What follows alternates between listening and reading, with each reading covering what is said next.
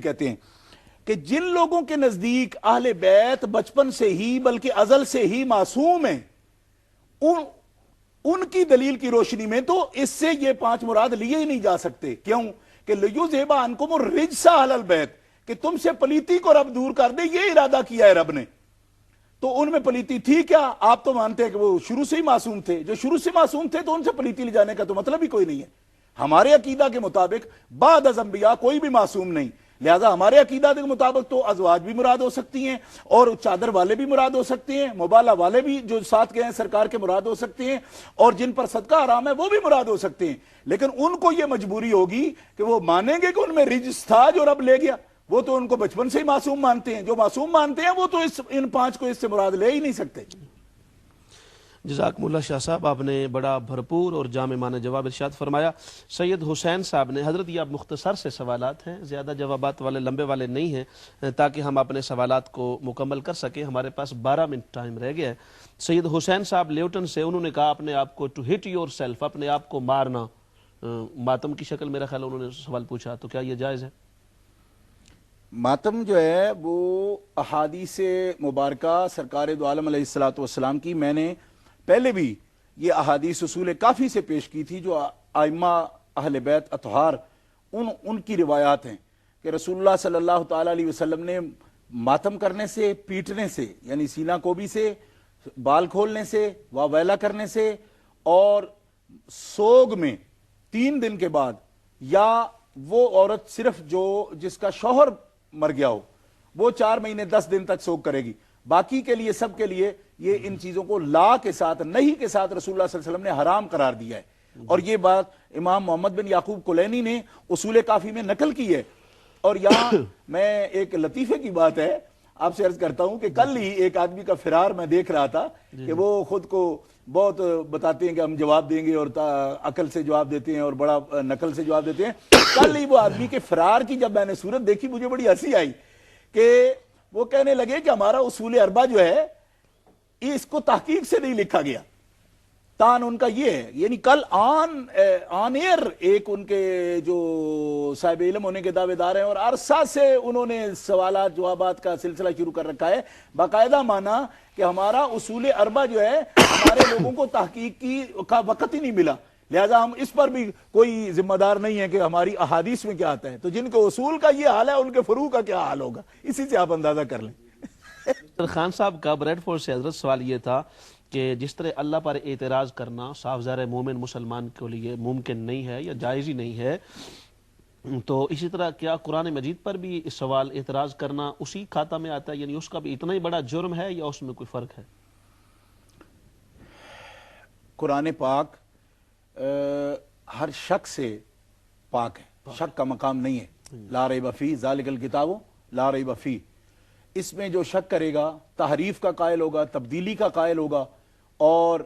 اس کے بارے میں اس کی آیات کا جو منکر ہوگا وہ دائرہ اسلام سے خارج ہوگا۔ کیوں کہ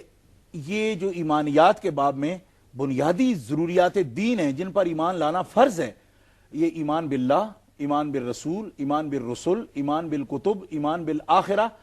بعث بعد الموت، حشر اجساد کا بعث بعد الموت، یہ اصول دین میں سے ہیں جس کو اللہ رب العزت جل وعلا نے قرآن مقدس میں ایمانیات میں بیان فرمایا، یا ایھا الذین آمنوا آمنوا باللہ ورسولہ والکتاب الذی نزل علی رسولہ والکتاب الذی انزل من قبل ومن یکفر باللہ وملائکتہ وکتبہ ورسلہ والیوم الآخر فقد ضل ضلالا بعیدا۔ یہ اصول دین ہے سارے۔ اس میں قرآن میں بھی کوئی شک کرے یا قرآن میں تحریف اور تبدیلی کا قائل ہو، جیسا کہ اصول کافی میں ایسی بے شمار روایات موجود ہیں، اور فصل الخطاب فی آیات فی تحریف آیات رب الارباب میں حائری نے 300 آیتیں لکھی ہیں کہ یہ قرآن اصل جو ہے اس میں موجود ہے، اور اس قرآن پاک میں جس کی تلاوت کی جاتی ہے اس کے اندر موجود ہی نہیں ہے۔ تو آج کل اس بارے میں بھی لوگ فرار کرتے ہیں، حالانکہ وہ اپنا اصول دیکھیں کہ قرآن مقدس جس کو وہ دلیل ٹھہرا کے کہتے ہیں کہ قرآن پر لے جاؤ، قرآن پر ہی ان کا اعتقاد نہیں ہے۔ جی جزاک اللہ۔ عبدال صاحب نے لندن سے حضرت فون کیا اور وہ کہہ رہے تھے کہ کرسچین عورت نے 90,000 کے قریب رقم لکی مروت میں معصوم شہید ہونے والے بچوں کے لیے دی ہے، تو وہ بیسیکلی عیسائی ہے، تو کیا اس کو اس کا اجر ملے گا یا اس سلسلے میں کیا حکم ہے شریعت کا؟ اس سلسلے میں گزارش یہ ہے کہ اجر سے مراد اگر اخروی اجر مراد ہو، کہ اللہ رب العزت جل وعلا آخرت میں ایسے شخص کے لیے جو دین میں داخل نہ ہو، دین اسلام میں، تو اس کا اجر اس کو ملے یا جنت اس کو حاصل ہو، تو قرآن مقدس کی بے شمار آیات ایسی ہیں جو عبارت النص سے یہ واضح کرتی ہیں کہ جو لوگ کفار ہیں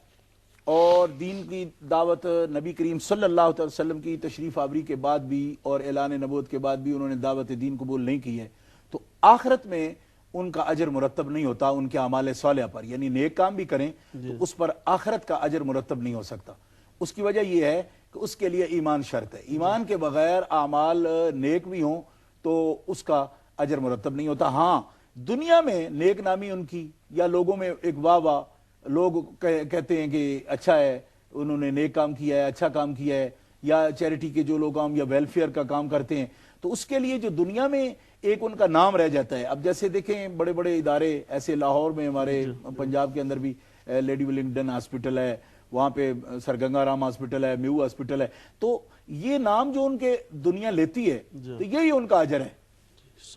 لیکن آخرت کا اجر جو ہے وہ صرف مومنین کے ساتھ، اس کے لیے 16ویں پارے میں آپ دیکھیں افحسب الذین کفروا ان یتخذوا عبادی من دونی اولیاء، اس میں مکمل طور پر ذالک جزاؤہم جہنم بما کفروا واتخذوا آیاتی ورسلی ہزوا،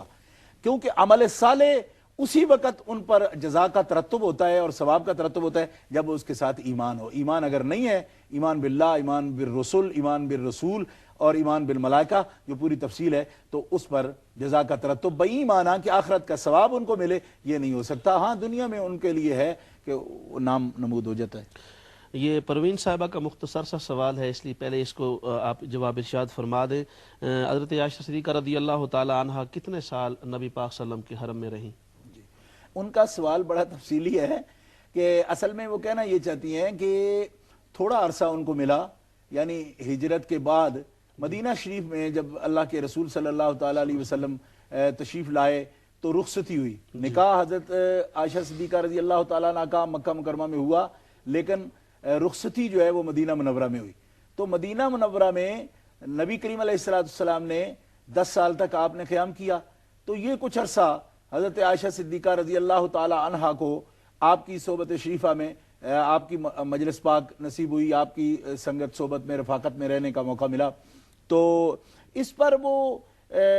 معترض ہیں۔ ہم تو یہ کہتے ہیں احادیث کہاں انہوں نے یہ مختصر سے وقت میں لے، حالانکہ ہمارے محدثین کرام نے یعنی بڑی عمر میں آپ کی زوجہ ہونے کے اور اہلیہ ہونے کے وصف سے آپ دیکھیں